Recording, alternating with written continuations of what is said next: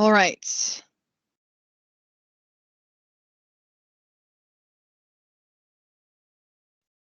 Yeah, so I see a question briefly from Amy about our class time. Yes, today's lecture class will end at 3:20. So I'm going to go through and spend the next about hour helping you with where to find things in Canvas, what you need to do.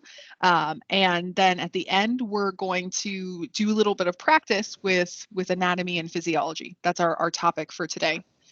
And a brief reminder, if you are in the classroom, do me a favor and mute. I have no problem with you talking to ask questions, but I just want to make sure I don't start echoing during class.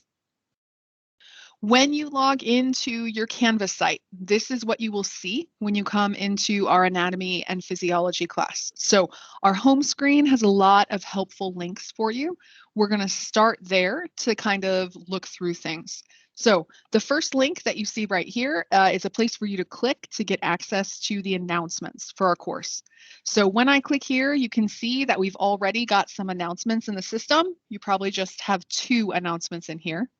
I am one of those teachers that will be sending you announcements at least once a week, probably more like 2 times a week. Plan to make sure we're checking Canvas for announcements regularly so that we have that information. So the top part, I believe they should be sending you an email as well with those announcements, but every time you log in, check those announcements, make sure we're all on the same page. Especially here at the beginning of the semester, something that's going to be really helpful for you is to look at things like our syllabus and our calendar. So we're going to click here. TCC calls the syllabus the instructor course requirements. So you can download this document here. It has information about how our course is graded, about what resources you need, those kinds of things. A good reference document for you about our overall course structure. If you want to look more at the nitty-gritty of what are we covering, when are we covering it, that's what you find here in the lecture calendar. So I'm going to open this up just to show you. We're right here on Wednesday in week 1, so we're covering lesson number 1 today. Because this is a blended class, I will not be covering all of the content for any of these lessons with you. Our class time together will primarily focus on what I like to call the sticky stuff. So that's the stuff that when you read it, you're studying it, it gives you a little bit more trouble or it's a little harder to understand. So when you look at this calendar, the way that I want you to use this calendar is to know what should I complete before I come to class. Because if you come to class with these things completed, you should be in good shape to know the material we're going to be discussing during our class time. It'll also help you to know what questions to bring with you when you're coming to class. So for today, we're going to work on lesson number 1, anatomy versus physiology. On Monday, when we come back together, we're going to start lesson number 2. Before Monday's class, it would be good for you to fill in the first 5 pages of lesson number 2. I'm going to show you how to fill those in here in a moment, but you've got a resource that walks step by step through those lesson outlines that you can use to take notes. So by Monday, we want to make sure that we've wrapped up the first 5 pages of lesson number 2. By Wednesday, we want to make sure we finish lesson number 2. The next week, we'll move into lesson 3, then lesson 4. Notice that our first exam is my Valentine's Day gift to you. I'm so sorry, the timing is terrible, but we will be taking our first lecture exam on Monday, February 14th. Our first lab exam is scheduled for the 7th week of classes. So if you are a Monday lab student, you will take that exam Monday at 12 o'clock. If you are a Wednesday lab student, you will take it Wednesday at 12 o'clock. Our next exam will be a lecture exam. To make sure I didn't give you an exam the day after spring break, because we all know we aren't mentally there yet, right? We are going to review a little bit right after spring break. Then we'll take exam 2. Transition into our 3rd unit of content, where we move to exam 3 on April 18th. This is crunch time right here. So this week we have a lecture exam, then we have the lab final exam, then we have our last regular lecture exam. followed by that last week, our overall final exam in our lecture class. Hayden asked an important question. Exams will always be taken in person in class. The lab exams are computer-based exams. The lecture exams will be regular paper-based. You will need Scantrons for those. For these lab exams, you are welcome to use your own computer, or I have computers in the lab. If you don't have a laptop to bring with you, I have some that you'd be able to use for these. So here are all those exam dates for you. Again, the day of your lab class, whether you are Monday or Wednesday, will determine the exact date that you're taking these exams. If you're anything like Dr. Ollis, I get this weird pleasure from going through and crossing off stuff when we get it done. So you might consider printing out this page. Once we're done with class today, we have done our Wednesday class and our lab for the week. Now you can keep track of what we're covering during each class time. So this is our schedule that you can download from that syllabus tab. So I'm back here on the home page. We were right here. Click on the syllabus and the calendar. We just looked at the lecture calendar. I also have available for you the laboratory calendar. It's the same thing, a lot of the same details that we had that I already included for you in the lecture calendar, but just an update for you to reference that we will be taking quizzes every week in labs starting next week. If you're taking these quizzes outside of class, you do need to have a webcam available to take these quizzes. So if you don't have a webcam, you need to get in touch with me and we will make an arrangement to get these quizzes taken. If we're taking our quizzes at home with our webcam, we're going to scan our desk to show Dr. Ollis there's nothing there. We're going to scan the room to show Dr. Ollis there's nothing there. And we're going to take it at our normal lab time. So that would be us starting that quiz at 12 o'clock. Got to start it at 12, get it done by 12:10, like we would if we were in person. So any weeks that we have a quiz that we're doing an online class, we will do everything to have tight tight quiz security. Anytime we're doing it in class, you won't have to lug your webcam with you. You'll be in class with me. All right, so there's that lab calendar. Use it similarly to the lecture calendar that I showed you. The other thing that is nice about Canvas is when we're on this syllabus page, down here at the bottom, there's a course summary for you. And the course summary gives you an idea of what assignments are due when. So notice that the first assignment that we have coming due is due Sunday night. This is the lecture assignment based on the content that we're starting to cover in class today. So by the end of Sunday night at 11:59 p.m., you need to have submitted lesson number 1, the homework assignment for that. If your lab is normally on Wednesdays, you will always have lab homework due Tuesday night at 11:59 to get you ready for your lab quiz. That's the next day. Notice that we have a application activity or an extra activity that goes along with lesson number 1. There's a homework assignment that's connected to that. I'm giving you a little extra time on that to make sure that we get it done. But be aware that these are all due by Tuesday. Even if you are a Monday lab person, I'm giving you a little bit of extra time on these assignments to make sure that you get them done because we had our first lab during today's class. So this course summary shows you what you have due when, what the upcoming due dates are. All right, so let's go back. Here's what it looks like when I come into our class. So we've looked at the announcements. We've looked at the syllabus and the calendar. Now we're down to this part here that says click here for our learning materials. I talked a little bit about this during lab times today, but I want to talk a little more.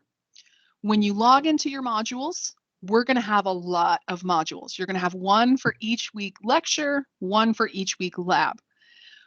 Easiest thing to do, especially here at the beginning of the semester to help you focus, is use these little arrows to make modules appear or disappear. So the first thing that you'll see is some general information about lab. If you weren't able to attend a lab session this week, definitely go through and review each of these resources to help you get on track with lab. That's some general lab information. Then we hit our first lecture. So this is this week's lecture, lecture number 1. Every single week in lecture, you will find an outline for the material that we're learning this week. So first outline here for lesson number 1, anatomy versus physiology. These outlines are here to help you take notes. When we're talking about things in class, I am not going to go through exactly in order the way that they are in this outline. This outline is for you to fill in before class to make sure that you are prepared for the way that I'm going to bounce around a little bit. So today in class, I'm going to talk with you about what anatomy is. I'm going to talk with you about what physiology is. When we go a little bit farther through these notes outlines, you'll notice here's an example of something you'll cover at home. The kinds of joints that we see in the skull compared to the fetal skull compared to the fingers. So there'll be some topics in these outlines that we don't even cover in class together, but you will cover them in your guided lesson. When I was talking with lecture students this morning, I mentioned to them, many places in your notes outlines will have stop and think it through questions. These questions are there on purpose. When you're studying, when you're taking notes, I really want you to stop. Stop learning for a moment. Think about what you just learned. Make sure you process it. If you don't want to answer these questions right when you're filling out your notes outline, that's okay. Come back to them later. I talked to a lot of students last semester at the end of the semester, and they're like, I could have done better in this class if I actually filled in my notes outlines all the way. If I actually did these questions, I kept skipping them, and I realized that those were questions like we had on the exam. So don't forget about these stop and think it through questions. No, I'm not going to give you the answer for these questions, but I want you to start thinking about how can I use my notes to help me answer these questions. So for every lesson that we're doing together, you'll start with a notes outline. That notes outline, I jumped around. That notes outline is followed by a guided lesson. So the online guided lesson is what's replacing your textbook in this course. So each of the lecture lessons that we're doing and each of the lab lessons that we're doing have a guided lesson. That's something that I wrote to prepare you for that material. So we're looking at lesson number 1. Here's a list of learning objectives. These are the things that by the end of your studying, by the end of your work, you should be able to do these things. If you can do these things, I know that you're prepared for quizzes and exams. Use this as a study guide. And I mentioned a little bit in lab, the first word on these learning objectives is important. So every set of learning objectives is going to have define. There's going to be a list of terms that are possibly new to you. I'm never going to ask you a test question, what's the definition of a suture? But when I write my test questions, I'm going to assume that you know what a suture is, and I'm going to write questions like you do. So for these define learning objectives, these are lists of words. I don't necessarily want you to write me a big, long description of what they mean, but make sure you do know what they mean. For a lot of the other learning objectives, you're going to see things like describe or explain. When you have a learning objective that says describe or explain, this is your tip-off that you're going to need to be able to talk out this information. Find a classmate, find someone in your family, or if you're an introvert like Dr. Allis, find your mirror, stand in front of it, and explain these things. There's something about talking it out. There's something about hearing it when you're talking that helps you to learn it better. So especially for things that say they want you to describe something or explain how something works. These are going to be the questions where I ask you to use the information that you're learning, not just memorize it. So check these out, the learning objectives that you have for every lesson. That's your study guide for quizzes and exams. Then you get into the lessons themselves. The lessons themselves have text that matches up with your lesson outlines. I had a really good question earlier this morning that asked, should we write things word for word like they are in the lesson, or should we put them in our own words? And I said we should definitely put them in our own words, because these guided lessons, I'm not going to take them away from you. You have access to them forever. Saying that is a way for me to tell you, you don't have to rewrite everything that's in those lessons. Write it in your own words so that you have something slightly different to study from. You'll always have the lessons as a reference tool. Put it in your own words to make sure you understand. Many times in these lessons, you will find practice questions. Practice questions are not graded, but they're a good way for you to make sure that you're following along with what's being discussed. So if I do this question and I just randomly click, here's the answers I think are right. Uh-oh, some of my answers are not quite right. Well, here's why they're not quite right. Okay, I need to go back. I can do this again. You can do it as many times as it takes to get the answer correct. Again, it's not graded, but it's a good practice opportunity for you. So use these guided lessons to help you fill in your notes outlines before class, so that when we come to class and I start talking about things, you can add extra notes, or you can highlight the parts of your notes that you already wrote down. Hey, Dr. Allis said this is important. I'm going to make sure I highlight this so I know that for sure. Let me check out my questions. Yeah, so Alyssa asked a question that Jessica helped with. It is best, yes, for you to try to fill in the guided lessons, or excuse me, try to fill in those outlines before class so that you're as prepared as possible. I understand you won't be able to do it every time, but do your best to do it as often as possible. What my students tell me is if it's their first pass at the material when we're in class together, that can be kind of challenging. So do your best to try to get it done ahead of time. Yes, so Roxana asked, if we were to take written notes, what would it be over? Yeah, the guided lesson is going to be your first set of written notes that you're taking. I would say use your lesson outline for that. The second set of written notes that I think you're taking are what we talk about in class. So the ways that we talk about things, the ways that we use things, that would be another set of notes that you might be taking either on a different piece of paper or even on your original outline in little spaces there. April asked about the practice questions being used on quizzes or exams. Not exactly, though I will say the homework assignments are really good prep for the quizzes and the exams. But the practice, neither of those will be word for word for lecture. For lab, that's different. The lab quizzes will be exactly the same as the homework assignments.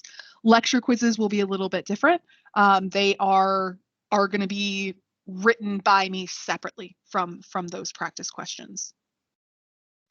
If someone asks if they're sick, how do we make things up? Get in touch with me and we can talk about that. We're going to talk in a moment about COVID protocols. If you catch COVID or you suspect you have COVID or you're exposed to COVID, TCC has a form that I'll need you to submit just so that I have a record for it in the system. I am happy to let you make up what you miss and work with you, but I just need that formal documentation for me to help that.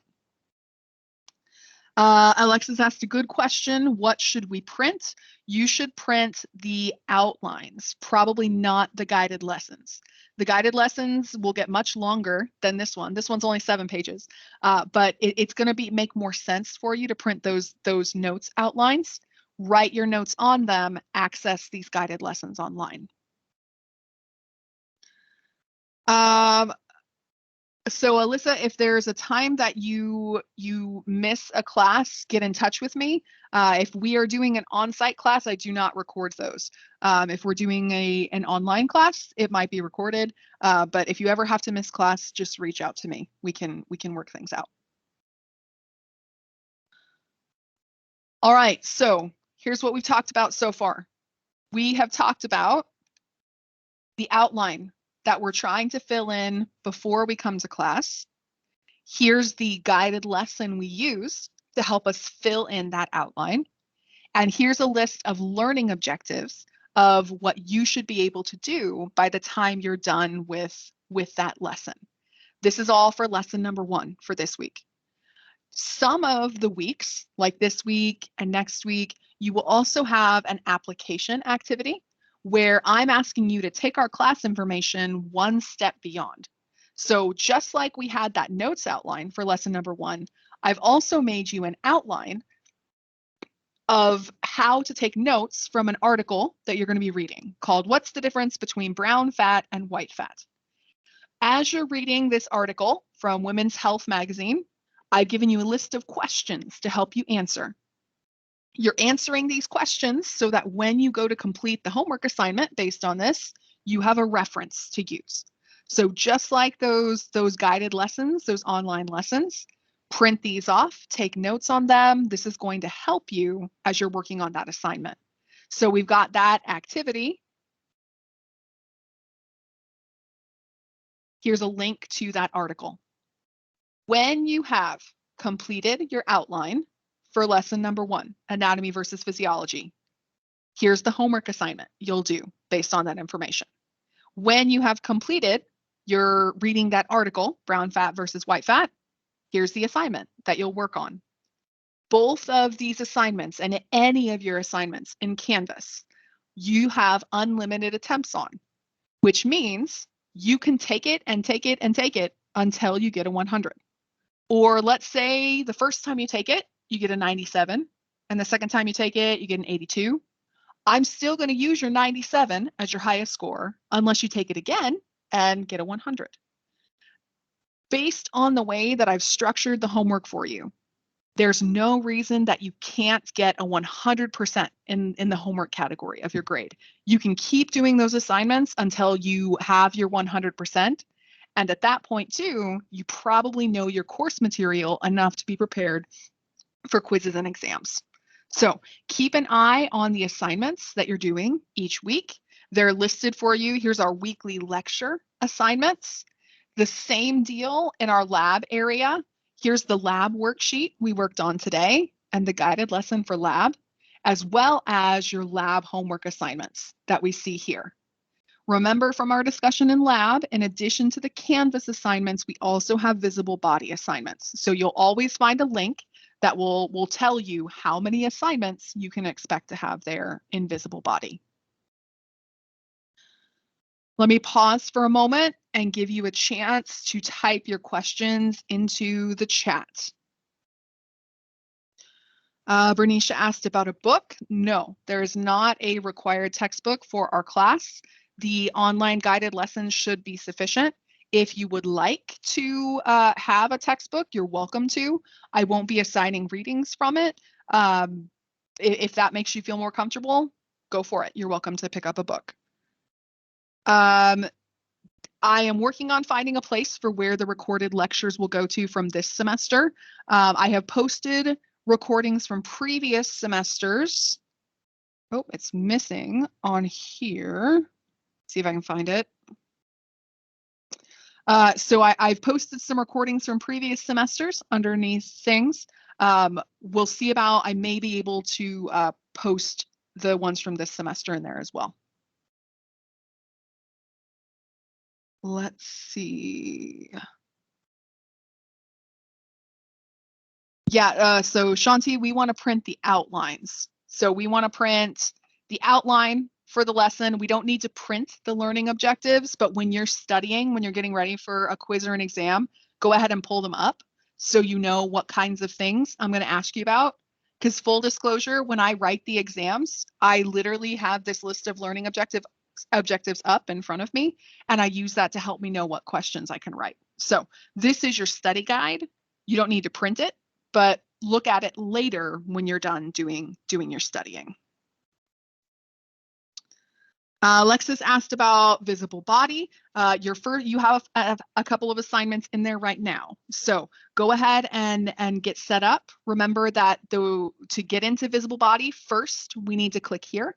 We got to get set up in visible body. Once we have registered for visible body, then we will be able to use the links down below. But you can't use your links down here until you're actually enrolled in my class. And the way you get enrolled is up at the top.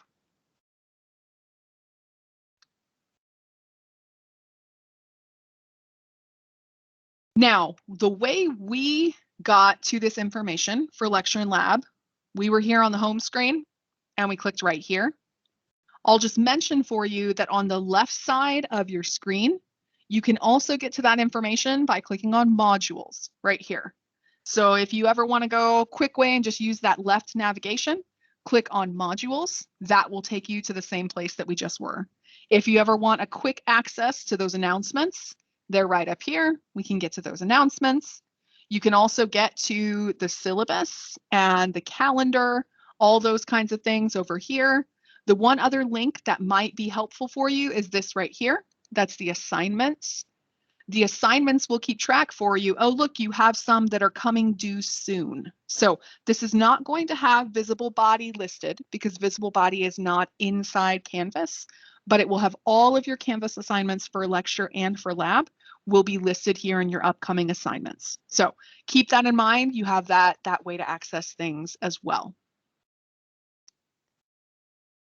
Let me look at my questions here. Visible Body you can access on any computer. It's an online-based program, so it's not something that you have to download onto anything. So yes, you would be able to do Visible Body in places like the Science Learning Center or the Math Lab or anything like that. Visible Body assignments are required, Allison. They are part of the lab grade. Alyssa asked about grading for the course, asking if I dropped my lowest exam grade. So the syllabus outlines the way that I drop things. I drop the lowest exam if your final exam score is higher than that. So in other words, if we really struggle on exam number 1, but then we figure out how to prepare for exams for number 2 and 3 and 4. When we get to the final exam, if we do better than we did on exam number 1, I'm going to replace that score with your score on the final. So it's not that it just goes away magically, but if your final exam score is higher than one of your other exams, I will replace it with that. And what I will say is that most of my students end up with their final exam helping them bring up their grade a little bit. So you have that opportunity. If you have a bad exam, all hope is not lost. Don't bail ship. Yeah, Margarita asked if Visible Body is the thing that we get charged for. That is correct. Yeah, so the one thing that we have to pay for in this course is Visible Body. Don't need to buy a textbook, don't need to buy anything else, but we do have to buy access to Visible Body. That's correct.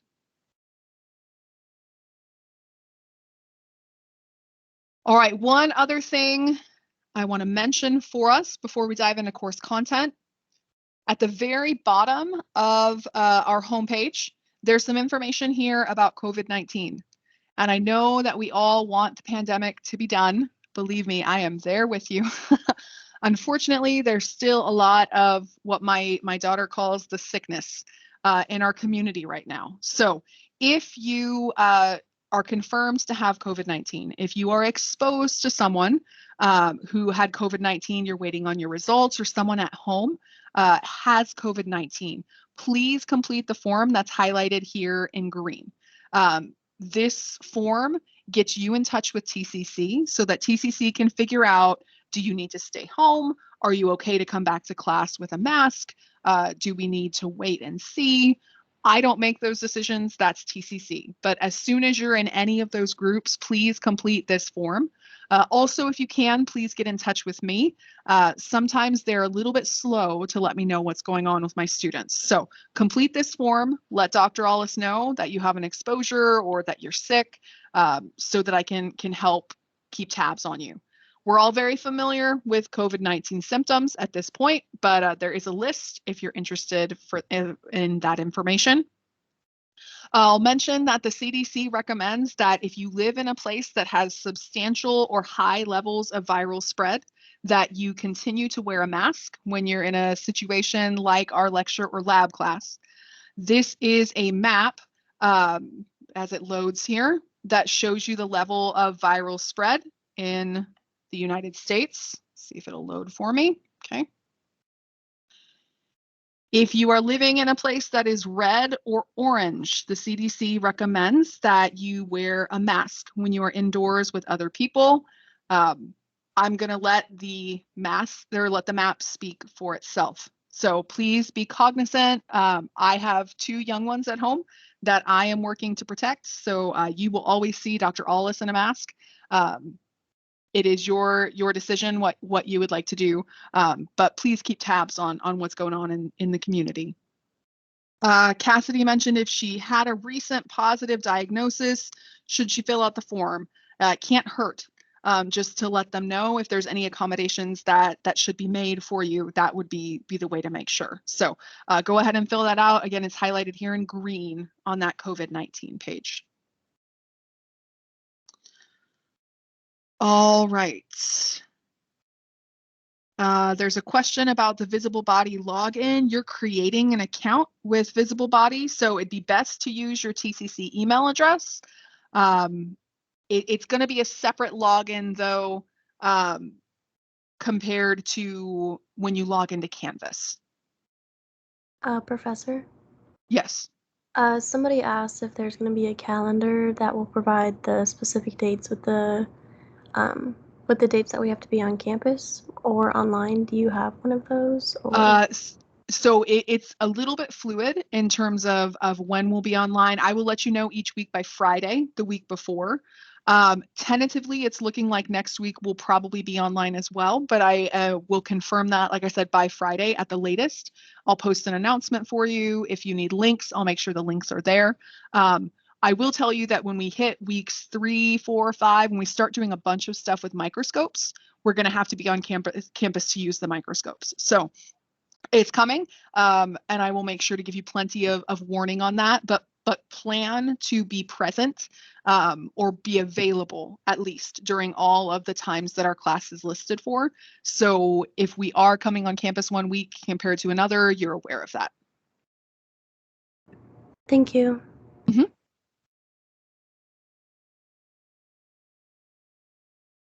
No, that is different. So Yasmin, you are from a different class. I believe it looks like for the evening classes. My evening classes are not blended. So evening classes are on site as usual.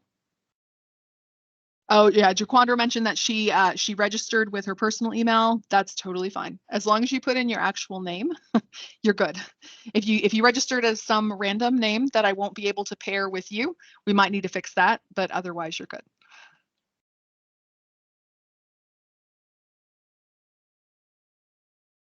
Any other last minute questions before we dive into content?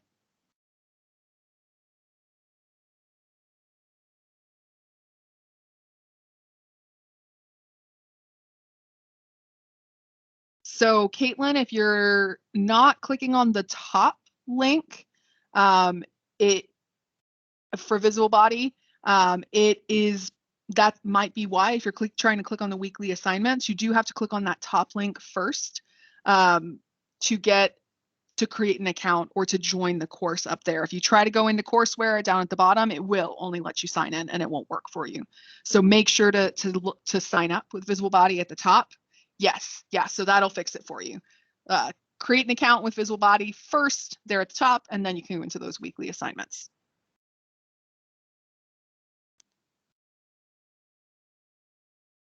Samantha's asking about makeup lab times. You can find those. I'm going to click here on the syllabus area. I'm lying. I'm going to click on the modules area. Excuse me. In the general lab information, there's this thing right here that says schedule of all 2401 lab times. This document shows you all the times that there are labs happening on campus. So we are right here. This is the lab that I just did with students. There's one that's happening right now that you obviously can't make. There's one tonight with Dr. Lee. We don't have a name on here, but Dr. Lee is here. There's another one with Dr. Kashfi later. Also some labs available Thursday, Friday, Saturday. So if you're looking for when you can make up a lab, let me show you again. I'm in modules. And I click on the schedule of all 2401 class times. That's how you would get there. Let's see. Lisa's asking about cadavers. Unfortunately, at TCC, we do not have have cadavers. So visible body is as close as we come to that. You'll do some dissection-based things in visible body, but we don't actually use cadavers at TCC. Bernice is asking about a GroupMe. There's not one yet, but there absolutely could be. If there is interest, we can get one made, or if you have a classmate who has a bunch of GroupMes already, I can make it for the class, but I would be more excited about posting someone else's GroupMe. So if someone wants to make it as a way to connect with your classmates, I'm happy to pump it out. Lisbeth, lecture will probably not always be online. Sometimes it'll be online. Sometimes we may not actually have a lecture class. We are blended, so that means that we have some flexibility, but it won't always be online. We will have some times together. Perfect. Yeah, Roxana's going to make us a GroupMe. When you get it made, Roxana, pass it along to me, and we'll make it. I'll post it so that everyone can get in. Thank you. I appreciate that. All right. I know that Jaquandra is ready to go. Can I get some emojis? Is anyone else pumped about starting anatomy? Let me get our presentation here. Give me an emoji about how we feel about actually covering course content.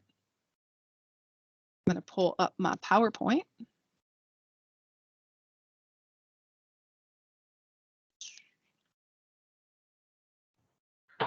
Dr. Alves, I have a question. Can you hear me? Yes, I can.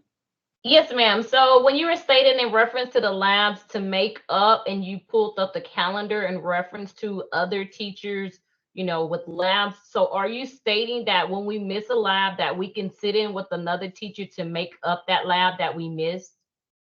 You do need to contact me first so that I can get in touch with that instructor just to make sure that they have space in their lab for you. That is generally correct, although it can't happen without us making an arrangement. So this week that's different because we canceled all of the Monday labs. This week you can go to any other lab. For future weeks, make sure to get in touch with me so that you have the resources you need when you're in that class. Awesome. Thank you for confirming. Yes, you're welcome. All right, I love it. I love the emojis. I'm loving the GIFs. I do have to say, I told students this morning, I was so good at doing virtual classes back when we were in Blackboard, back when we were completely online. Man, I could work the life out of Blackboard. I'm still learning Teams, but what I like better about Teams than Blackboard is the GIFs. The GIFs are making it nice for me. So thank you for sending me those fun GIFs. I hope that we get to enjoy those this semester. That's great. Yes. The way lab went, yeah. well, hopefully, Alexis, I can make it a little bit better than just that. We'll see. Hopefully, it'll be fun at least. So, we're going to spend the rest of our class time here talking about anatomy and physiology.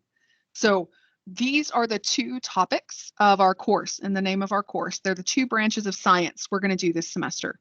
They are not the same, though. Anatomy and physiology is not the same. So let's start with talking about what anatomy is.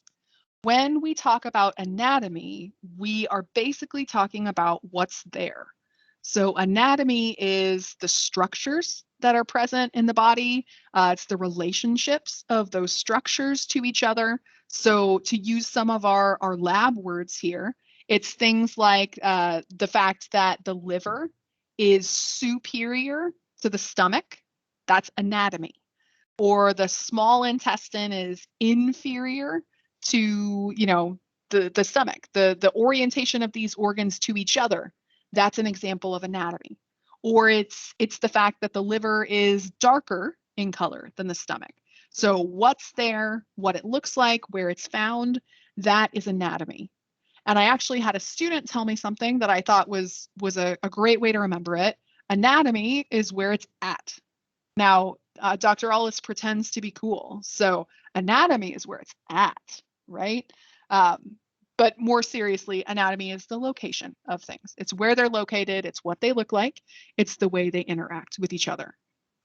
We will be doing a lot of anatomy in lab. So that's why lab is good for memorizing things, because you memorize where things are, what they look like. we're going to be doing a lot more physiology in lecture. So when we talk about physiology, it's all about the functions. So on the previous slide, you were looking at a picture of the anatomy of the abdominal pelvic cavity, the structures of what's there. What does it look like? How do they relate to each other? Well, the physiology of things is what they do. So we've got the anatomy of teeth, that they're white, that they're hard. Their physiology, they're crunching up the food.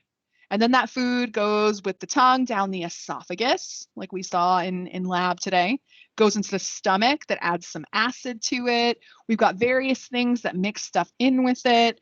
When we talk about physiology, it's all about who does what. So the physiology of something is what it does, what it's used for. Again, that student told me, well, physiology is what makes it fun.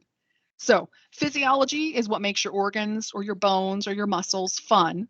Anatomy is where it's at. It's where they're located. When we talk about anatomy and physiology, the two topics of this course, I will often say that anatomy dictates physiology. When I use the word dictates, it means it determines it. So when I say anatomy dictates physiology, what I'm saying is that the structures that are there tell me what they can do. Anatomy dictates physiology. If I know what something looks like, I can predict what it might be able to do. The opposite is true too, though. If I know what something does or what it needs to do, I have an idea of what it might look like. So for example, when we're looking at the digestive system, I mentioned in lab, that's my favorite system because the digestive system can influence your brain, the way you think and feel. In the digestive system, we've got these small intestines. The small intestines are a small tube that have tons and tons and tons of little folds inside of them. They're called villi. And these villi, these folds, are reaching up inside the middle of the intestine. We have a ton of surface area inside the intestines. The reason that matters, so my anatomy, I've got lots of surface area, lots of space. The reason that matters is my physiology is to absorb nutrients. I need to have a lot of space to absorb as many nutrients as possible. And that is what the small intestine does. It absorbs things. So anatomy, what's there? I've got this tube that has a lot of surface area. That dictates my physiology. Oh, it can absorb stuff. Or vice versa. I need to absorb stuff, physiology. So my anatomy says I need a lot of space. Anatomy and physiology. I'm going to ask this question a lot this semester, and I hope that we can already answer it now on day one, and I hope we can answer it again in 5 weeks when our brain's shot, right? Here's my question. It's a simple yes or no question. Is anatomy related to physiology? Yes or no? Is anatomy related to physiology?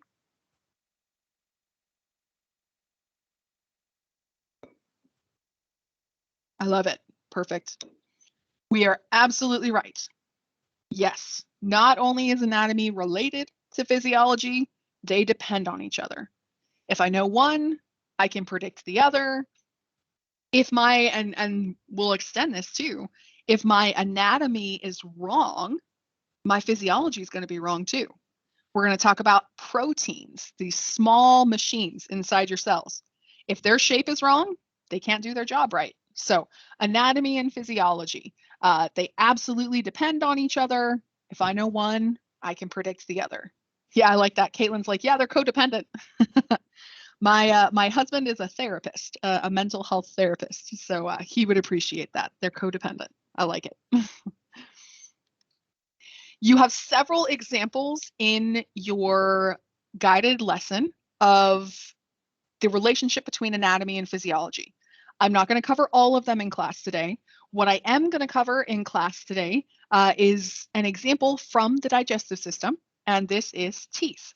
So we are looking at a picture here of two of the kinds of teeth in the mouth, the incisors that I find here in the front of the mouth and the molars that I find here in the back. I should have asked this earlier, by the way. Do I have anybody planning to go into dental hygiene in our class this semester? Any dental hygiene people? Okay, got at least one couple. Awesome. Hey, I bet I've got a lot of nursing. Do I have nursing friends in here? Or this morning I had some sonography. What programs are we here for? Yeah, I got lots of nursing. Yep. Radiology. Yes, nice. Yeah, hey, so we do have that group me going. Roxana made us that group me. That is a great way for us to get in touch with other classmates who are thinking about nursing or dental hygiene or other things just like us. So yeah, I love it. Alexis, is all about the nursing. You got lots of friends like that, Alexis. Kinesiology, nice. Orthodontist. Hey, Samantha, we're going to talk about orthodontia later this semester, so that'll be perfect for you.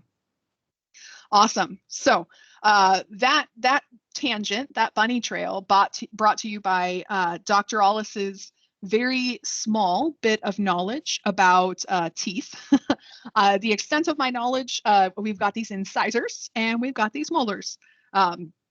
So my dental hygiene friends, they can help us out here. So when I talk about incisors, when I'm describing their anatomy, remember that some of the ways we described anatomy, where we said it's where it's at. So where it's located in the mouth. The incisors, part of their anatomy would be they're in the front of the mouth. Part of their anatomy is what they look like. Well, incisors are tall, skinny teeth with this flat edge that I see here on the top, this sharp edge here on the top. When I compare the anatomy of an incisor to the anatomy of a molar, notice that the molars have a large flat upper surface. It's not sharp and pointy like we see over there. Notice that molars actually have even more roots than an incisor would. They're located in the back of the mouth as opposed to the front of the mouth. These are all anatomy things. What it's at, what it looks like, that's anatomy. When we start talking about physiology, it's what it does. When we look at these sharp edges on the top of my incisors, sharp edges from the top and the bottom come down to cut things or to chop things. Incisors really good at helping you take a chop out of a carrot like we see here. Compare that though to our molars. Molars are not good at chopping, but molars are really good at grinding, at taking something that's big, smushing it into something smaller to help us get it ready to swallow. So when we talk about the anatomy of these things, the structure of these things, what they look like, where they're found, helps us to predict what they do. Most of the semester, we're just going to talk about humans, but bear with Dr. Ollis as I go on a little bunny trail here. Actually, bunny is not quite the right word, but we're going on a little trail here. And I'm going to talk with you about an animal whose scientific name is Bos taurus. To help you figure out what Bos taurus is, I want you to think about the word bovine. Any idea what animal Bos taurus might be?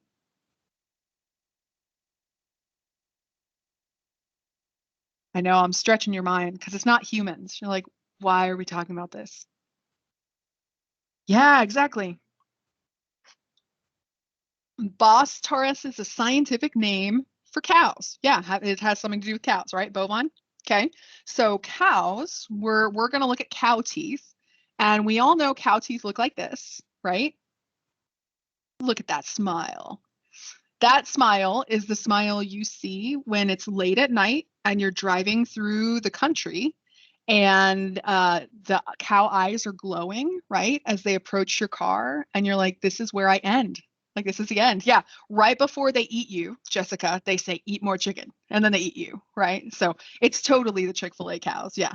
So I think we can all agree, right? This is not exactly what cow teeth look like. If we put human teeth in a cow, that'd be really creepy. We're not going to do that. When we look at cow teeth, what we actually see is a jaw that looks something like this.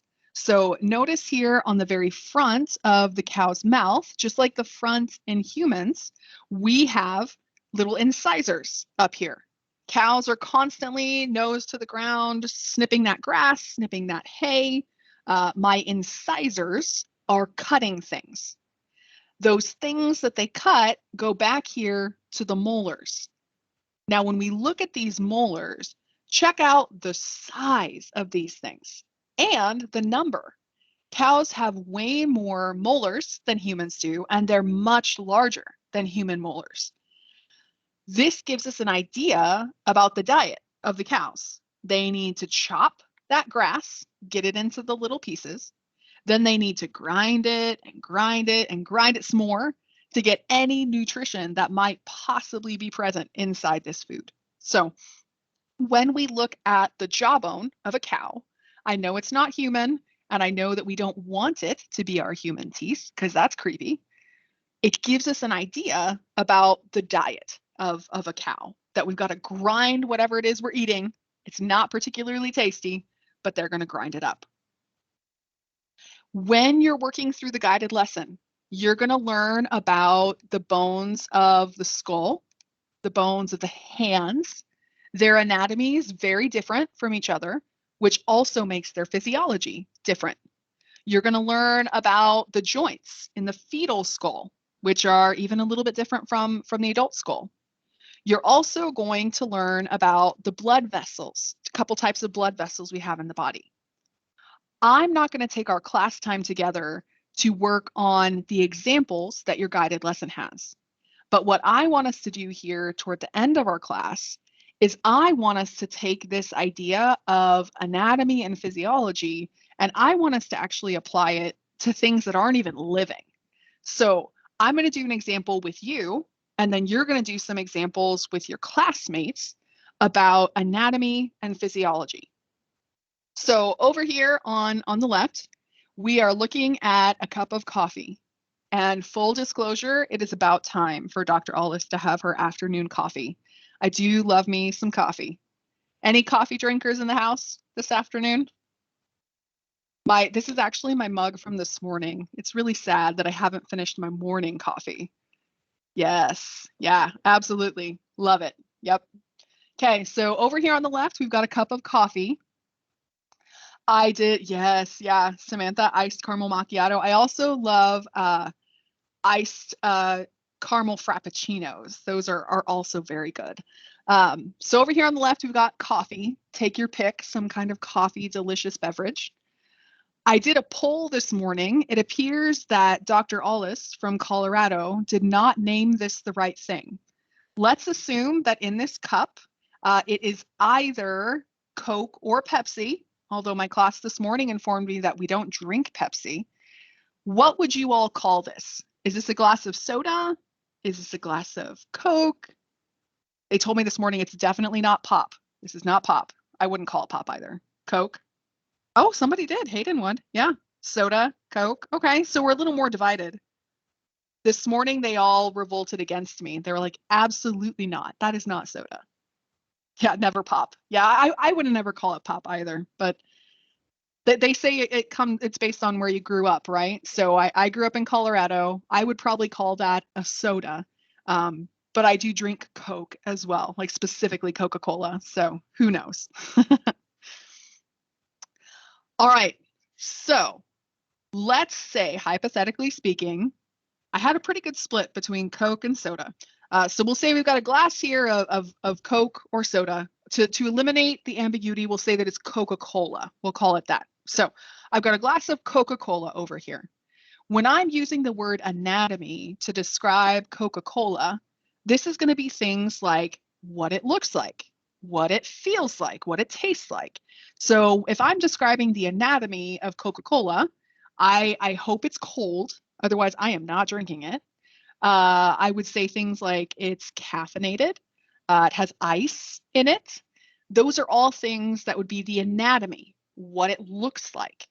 If we're talking about physiology of something like a Coke, for me, I would say that the physiology of Coke is goes great with pizza or hamburgers. I do love me some Coke at Red Robin. Like that's my happy place right there. Pretzel bites and French fries and Coke. So, uh, physiology. What would I use it for? What does it do? Well, it goes well with my meals, with my pizza, my hamburgers. Coffee would not go well with my hamburger and my pizza, except maybe iced coffee. That's true. Yeah, Lisa mentioned soda would, or Coke, excuse me. Coke would raise our blood sugar. That is accurate. So we get over here to coffee. When I think about coffee, that is not something that I want, this kind of coffee especially, I would not want to have with my pizza or my hamburger. But if I were to describe what the physiology of coffee is, I'm just going to be real with y'all. Coffee brings Dr. Allis hope. Like, this is my joy. Every morning, having my cup of coffee, I love it. It brings me hope. So, physiology, or the physiology of coffee brings me hope. It also caffeinates me. Gotta have some caffeine. We will talk at the end of the semester about how the bitter taste sensation is what you actually taste when you taste caffeine. So I joke with students that I love my bitter tastants. Yeah, so I'm seeing lots of comments in here. Absolutely, the physiology of coffee, it's all about energy, all about caffeine. I love it.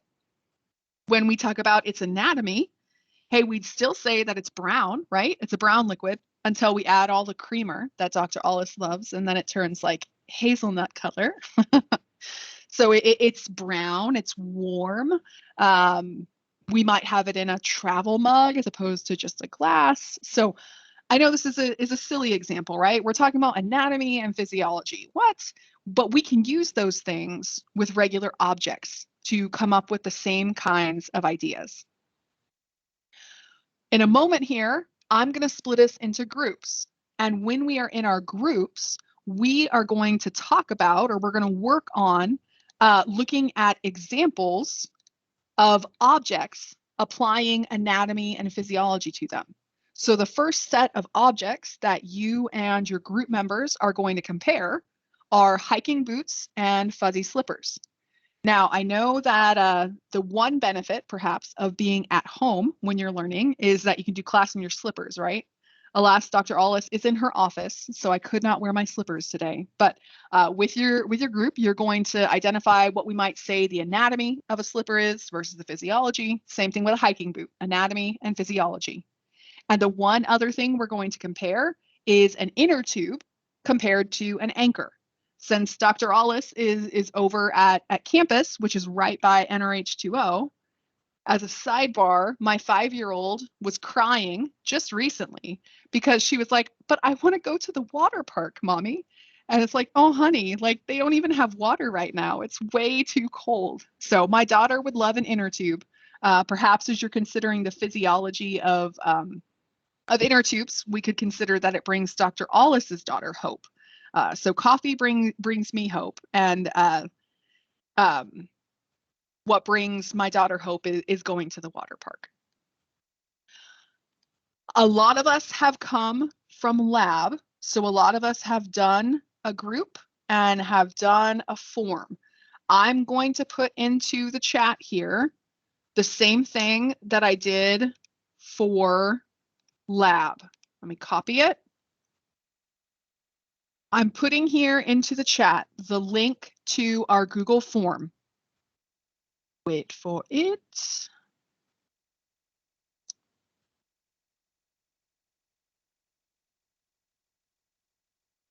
Do me a favor and everybody try to open up this form.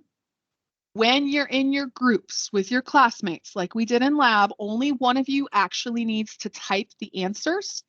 But when I get you into your groups, go ahead and sorry, I lost my train of thought there. Lisa, I see your comment and I fixed it, but it was probably after your group submitted.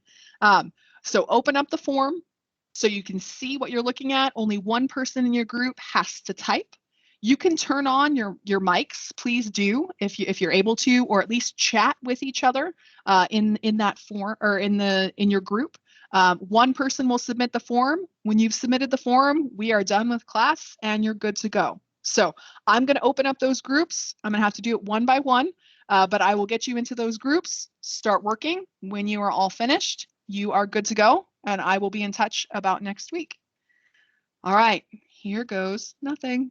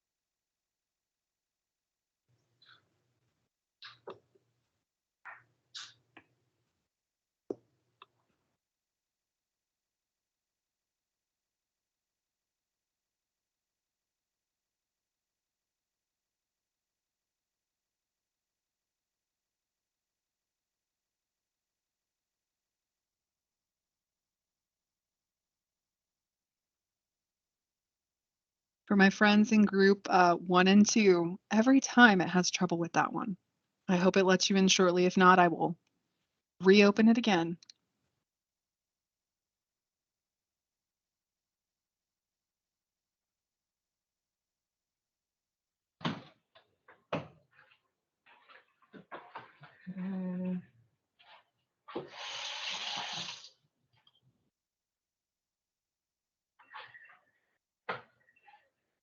Was I supposed to go back here? Like,